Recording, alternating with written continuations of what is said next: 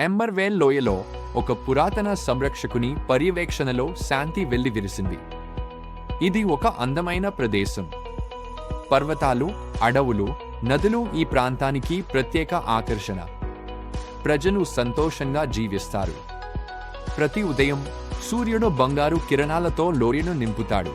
ఒక ప్రశాంతమైన వాతావరణం నెలకొంటుంది. కానీ ఒక తెల్లవారుజామున చీకటి తిరిగి వచ్చి వెలుగును కబలించడానికి ప్రయత్నించింది. ఆకాశం మారిపోయింది. మేఘాలు గర్జిస్తున్నాయి. గాలిలో వింత శబ్దం వినిపించింది. చీకటి శక్తులు లోయలోకి ప్రవేశించాయి. ప్రజలు పారిపోతున్నారు, కానీ చీకటి వారిని వెంబడిస్తూనే ఉంది.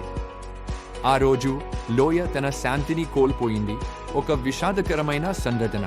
పర్వతం గుండె నుండి సంరక్షకుడు మేల్కొన్నాడు. చీకటికి వ్యతిరేకంగా అగ్ని, భయానికి వ్యతిరేకంగా ధైర్యం. సంరక్షకుడు ఒక గొప్ప డ్రాగన్. అతను లోయను రక్షించడానికి జన్మించాడు. అతని శ్వాస అగ్నిని కురిపిస్తుంది. అతను చీకటి శక్తులతో పోరాడటానికి సిద్ధంగా ఉన్నాడు. డ్రాగన్ గర్జించాడు. అది లోయలో ప్రతిధ్వనించింది. తెల్లవారుజాము తిరిగి వచ్చినప్పుడు ప్రజలకు తెలిసింది, సంరక్షకుడు కాపలాగా ఉన్నంత కాలం ఎంబర్వేల్ ఎప్పటికీ పడిపోదు. డ్రాగన్ చీకటిని తరిమి కొట్టారు మరియు లోయ తిరిగి శాంతిని పొందింది. ప్రజలు తమ ఇళ్లకు తిరిగి వచ్చారు. వారు సంరక్షకుడిని ఎప్పటికీ గుర్తుంచుకుంటారు.